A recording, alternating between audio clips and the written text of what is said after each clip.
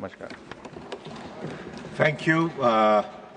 Shri Kapil Sibal ji, 3 minutes. अध्यक्ष महोदय, आपके धन्यवाद करता हूं कि आपने मुझे इस चर्चा में भाग लेने का अवसर दिया।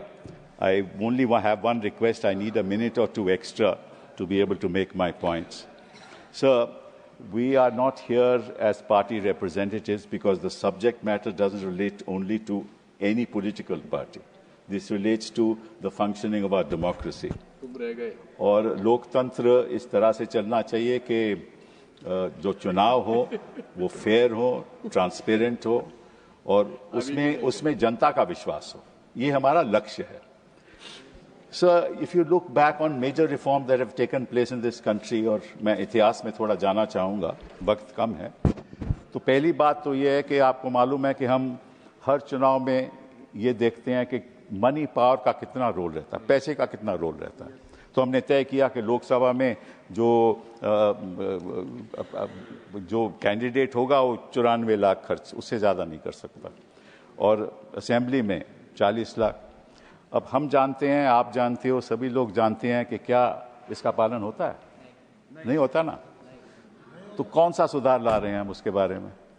और दूसरी बात कि जो पॉलिटिकल पार्टीज हैं उन पे कोई पाबंदी नहीं है, कोई कैपिंग नहीं है। क्या हमने उसके बारे में सोचा? पॉलिटिकल पार्टी जितना मर्जी खर्च कर दें, और मतलब कि जो पैसा बह रहा होता है तो हम देखते हैं किस तरह से बह रहा है। तो ये इलेक्टोरल रिफॉर्म आज तक में इसमें हम सुधार नहीं लाए।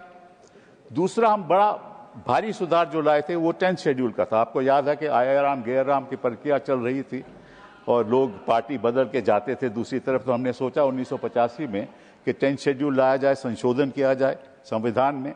तो 1985 में 10th शेड्यूल लाया गया। वहां स्प्लिट की बात हुई और मर्जर की बात हुई। आज स्प्लिट कहाँ है? उसका भी लोगों ने दुरुपयोग किया, हम ही ने दुरुपयोग किया। मतलब कानून लाते हैं फिर उसको हथियार बनाते हैं। ये असलियत है, इस देश की असलियत है। 10th शेड्यूल को क्या हुआ, स्प्लिट को क्या हुआ, हमें उसको रद्द करना पड़ा।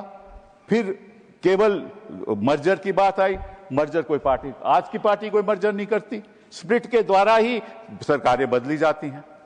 तो कहां सुधार हो रहा है? जो भी कानून आता है उसका हम खुद लोग उल्लंघन करते हैं। फिर आपको याद होगा 2017-18 में एक फाइनेंस बिल आया। मेरे दोस्त अरुण जेटली थी, वहीं बैठे थे, और उन्होंने इंट्रोड्यूस किया और उन्होंने कहा जो पुराना जो फाइनेंस बिल के जो संशोधन कर रहे थे कंपनीज एक्ट में, क्या संशोधन था? पहले था कि कोई कंपनी जो 3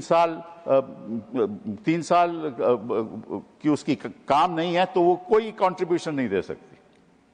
उन्होंने उसको चेंज कर दिया। आप कंपनी आज इनकॉर्पोरेट करो, कल आप कंट्रीब्यूशन दे सकते हो। फिर दूसरा था कि जब तक वो 7.5% प्रॉफिट्स, नेट प्रॉफिट से ज्यादा नहीं कंट्रीब्यूट कर सकती, उसको रद्द कर दिया। अब जितना मर्जी कंट्रीब्यूट कर सके। तो मतलब कि आप सुधार तो लाते हैं लेकिन उसी का दुरुपयोग करते हैं। फिर साथ में ये भी हुआ कि उसका नतीजा ये हुआ कि 6,000 करोड़ एक पार्टी को चले गया। एक ही पार्टी को 6,000 करोड़ मिला।